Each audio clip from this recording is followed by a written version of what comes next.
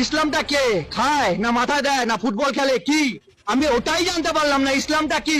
ইসলামকে জিজ্ঞাসা করছি, ইসলামটা কি তোমরাই বলো। এসেছিল পৃথিবীতে কিভাবে, তারপরে রূপ সাজ গোজ দিয়ে একটা ধর্ম যেটা মানুষের দ্বারা সৃষ্টি আবার মানুষকেই শেষ করছে, যার পূর্বপুরুষ হিন্দু। আমরা ইসলাম মুক্ত ভারতবর্ষ করতে চাই। আমাদের আজকে ইসলাম মুক্ত ভারত আমাদের দরকার। ইসলাম মুক্ত না করলে আমাদের মা বোনদের বাঁচানো যাবে না, সনাতনী ভাই বোনদের বাঁচানো যাবে না, মঠ মন্দির বাঁচানো যাবে না, দেবতার পুজো করতে পারবো না। আর এ তো সামান্য ব্যাপার। সত্য তেতা দাপরে শয়তান বিনাশ হয়েছে, কলিতে বিনাশ হবে। কলিতে কারা বিনাশ করবে? সাধু সন্ত। সাধু সন্ত বিনাশ করবে। বিনাশকারী সামনে চলে এসছে, ওদের সময় হয়ে এসছে। মমতা ব্যানার্জি হুঁশিয়ার। গোটা ভারতবর্ষে 1 কোটি নাগা সন্ন্যাসী আছে, যেটা আমরা মুঘলের সঙ্গে লড়াই করেছিলাম। সারা বিশ্ব বলছে ইসলাম মুক্ত ভারত। যে ভারত সারা বিশ্বকে ভয় দেখাচ্ছে, সেই ভারতকে রক্ষা করতে সারা বিশ্ব দাঁড়িয়ে গেছে। এরপরে বন্ধুরা, হিন্দুরা জাগো, কেন ইসলাম মুক্ত ভারত বিশ্ব চাইছে? 1400 বছর আগে ইসলাম তৈরি হয়েছে, 1450 বছর আগে, 1400 বছর আগে ইসলাম পাড়ি দিয়েছে। আমাদের দরকার জিহাদ মুক্ত ভারত, শুধু ভারত না, জিহাদ মুক্ত বিশ্ব। যে জিহাদবাদ বলছে যে মুসলমান ছাড়া কেউ থাকবে না, মুসলমানকে কেটে দাও, আর মুসলমান হয়েও শান্তি নেই। এই তুই শিয়া, তাহলে তোকে কাটবো। এই তুই সুন্নি, তাহলে তোকে কাটবো। তুই আহমদিয়া, তুই বারেলভি, তুই সালাফি, তুই ওয়াহাবি, তুই ইসমাইলি, কাটবো। এই চিন্তাটা মৃত্যু দরকার। এগুলো সব উপধর্ম, ছলধর্ম। আজকে ছলধর্ম করে আজকে ভারতবর্ষটাকে শেষ করার চেষ্টা করছে। ইসলাম ধর্ম ত্যাগ করে মুক্ত করে আমাদের সনাতন ধর্মাবলম্বী হওয়া উচিত, যাতে এই যে হিন্দু জাতি বা সনাতন ধর্মের উপরে যাতে অত্যাচার অনাচার যাতে না হয় সেই প্রতিকার করা উচিত। একজন সাধু বলছিলেন ইসলাম মুক্ত হওয়া প্রয়োজন। ইসলাম মুক্ত কেন? ইসলাম হচ্ছে মানবিকতার শত্রু। টেররিজমটাকে বাঁচিয়ে রাখার ইকুয়াল টু করলে মনে হয় ইসলাম। মনে হয় কি এখন ছবি পরিষ্কার করে দিয়েছে ইসলামই, যে যেখানে টেররিজম, যেখানে মার্ডার, যেখানে যা কিছু XYZ সংবিধানের বিরুদ্ধে, সেটাই ইসলাম। ভারতবর্ষ কোনোদিন ইসলাম ছিল না, ইসলামের শাসনও ছিল না, কেউ ছিল না। কারণ আমরা যদি দেখি ভারতবর্ষের ইতিহাস, সেখানে ছিল শুধু সনাতন ধর্ম। আমরা হিন্দুরা বুঝিনি, যার জন্য আজকে এপারে 35% হয়ে গেছে 6% থেকে। আমি সুমন্ত চক্রবর্তী, পূর্ব বর্ধমান জেলার 31 নম্বর ওয়ার্ডে আমার নিজস্ব পৈতৃক বাড়ি ছিল।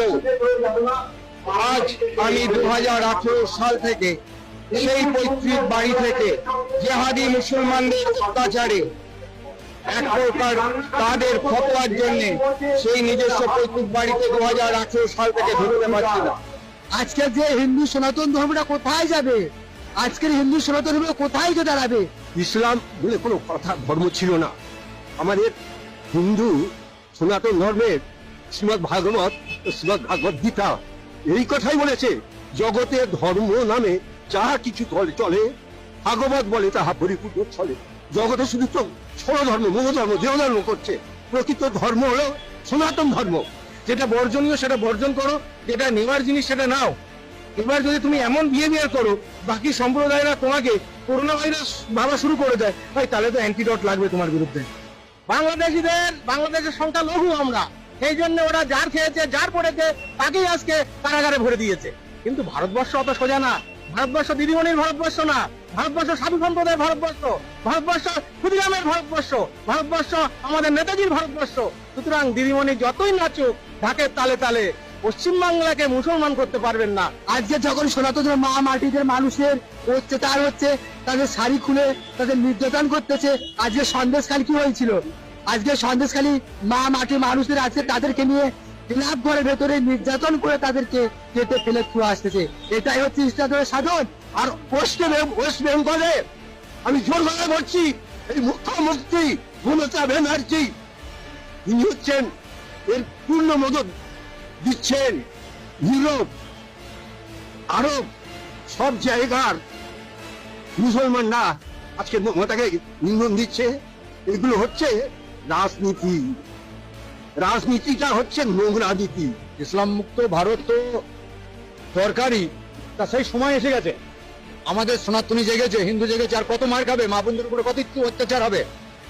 বাংলাদেশে যেরকম জঙ্গি রাজ চলছে, পশ্চিমবাংলা তো সেরকম শুরু করেছে মমতা ব্যানার্জি আর ফিরাদ হাকিম। ওদেরও ক্ষমা নেই। এরা গদ্দার, এরা গদ্দার, এরা গদ্দার। আজ আমার গোটা শরীরে 18 থেকে 19টা প্রশাসনকে বলতে চাই, আমাদের দাবি আপনার নবী, আমাদের আল্লাহ আপনার আল্লাহ। আমরা জনগণকে বলতে চাই আমাদের আল্লাহ আপনার আল্লাহ, আমাদের নবী আপনার নবী। এটা কোনো সাম্প্রদায়িক আন্দোলন নয়, এটা কোনো সাম্প্রদায়িক আন্দোলন নয়, এটা একটা জাতীয় আন্দোলন। আমরা জানি আপনারা ইমারা কায়েম করতে পারবেন না, আমরা জানি যে আপনারা আল্লাহর বিধানকে আল্লাহর জমিনে বাস্তবায়ন করার ক্ষমতা রাখেন না, কিন্তু অন্তত সাতেমদের বিচারের আইনটা বাস্তবায়ন করে নিজেদের ঈমান এবং মুসলিমত্বের ন্যূনতম পরিচয়টুকু দেন। আমরা তাগুতি সিস্টেমের কাছে আবদার করতে আসি নাই, বরং আমরা অধিকার পেশ করতে এসেছি। এটা আমাদের কোনো দাবি না, বরং মৌলিক অধিকার। আমরা আমাদের মৌলিক অধিকার পেশ করতে এসেছি। আমরা এখানে বিগত জুমায় রাখাল রাহা এবং তার দোষকদের ব্যাপারে ব্যবস্থা নেওয়ার জন্য এখানে এসেছিলাম, এই দাবি উত্থাপন করার জন্য এসেছিলাম, কিন্তু আমরা এর কোনো বাস্তব প্রতিফলন দেখি নাই। আজকে আমরা আরো বড় পরিসরে দাবি দেওয়া পেশ করব, বরং এটা আমাদের অধিকার। সেটা হচ্ছে শুধু রাখাল রাহা নয়, বরং যত প্রকার সাতেমে রসুল আছে, যত প্রকার আল্লাহ দ্রোহী আছে, ইসলাম বিদ্বেষী আছে, প্রশাসনের মধ্যে হোক, আমলাতন্ত্রের মধ্যে হোক, এমপি মন্ত্রীর মধ্যে হোক, জনগণের মধ্যে হোক, ব্লগারদের মধ্যে হোক, যে কোনো শ্রেণী পেশার মধ্যে হোক না কেন, তাদের সবার বিচার বাংলার মাটিতে করতে হবে।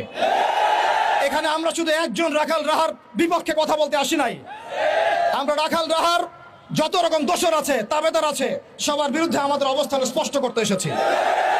দ্বিতীয় কথা হচ্ছে এই সিস্টেম প্রণয়ন করতে হবে এমন ভাবে যাতে আন্তর্জাতিক বিচার ব্যবস্থাকে পর্যালোচনা করে এমন একটা ব্লাসফেমি আইন বাংলাদেশে প্রণয়ন করা হয়, যাতে এই বিষয়গুলোর বিচার তো হয়, ইন ফিউচার ভবিষ্যতে বাংলাদেশের মাটিতে কেউ আল্লাহ এবং তার রাসূলকে কটূক্তি করার সাহস না পায়।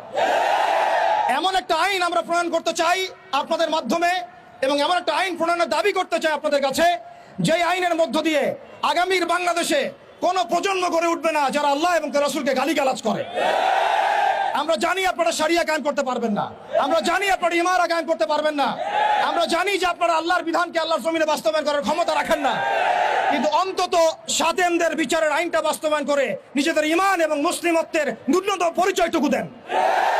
নিজেদের ঈমান এবং মুসলিমত্বের ন্যূনতম পরিচয়টুকু আপনারা প্রদান করেন। আমরা শেষ কথা বলছি এটাই, যে আমাদের সরকার এদের বিরুদ্ধে আমাদের অবস্থান নয়, আমাদের প্রশাসন তাদের বিরুদ্ধে আমাদের অবস্থান নয়, আমাদের জনগণ তাদের বিরুদ্ধে আমাদের অবস্থান নয়। আমরা আজকে চাইলে এখানে কোটি মানুষের সমাবেশ করতে পারতাম। আমরা ওয়ার্ল্ড অ্যাফেয়ার্স বুঝি, আমরা জিও পলিটিক্স বুঝি, আমরা দেশের অভ্যন্তরীণ বিশৃঙ্খলাগুলো বুঝি, কিন্তু আমরা সাতেমে রসুলের ইস্যুতে কেউ চুপ থাকবো না ইনশাআল্লাহ। যতদিন পর্যন্ত আপনারা এটা বাস্তবায়ন করবেন না, ততদিন পর্যন্ত বাংলার তাওহীদি জনতা ঘরে কখনোই চুপ করে বসে থাকবে না। অতএব আমরা সরকারকে অনুরোধ করতে চাই, আমাদের নবী আপনার নবী, আমাদের আল্লাহ আপনার আল্লাহ। প্রশাসনকে বলতে চাই আমাদের নবী আপনার নবী, আমাদের আল্লাহ আপনার আল্লাহ। আমরা জনগণকে বলতে চাই আমাদের আল্লাহ আপনার আল্লাহ, আমাদের নবী আপনার নবী। এটা কোনো সাম্প্রদায়িক আন্দোলন নয়, এটা কোনো সাম্প্রদায়িক আন্দোলন নয়, এটা একটা জাতীয় আন্দোলন, এটা একটা জাতীয় আন্দোলন। মান সাব্বা নবিয়ান ফাকতুলু, মান সাব্বা নবিয়ান, মান সাব্বা নবিয়ান। ওয়া আখিরু দাওয়ানা আনিল হামদুলিল্লাহি রাব্বিল আলামিন।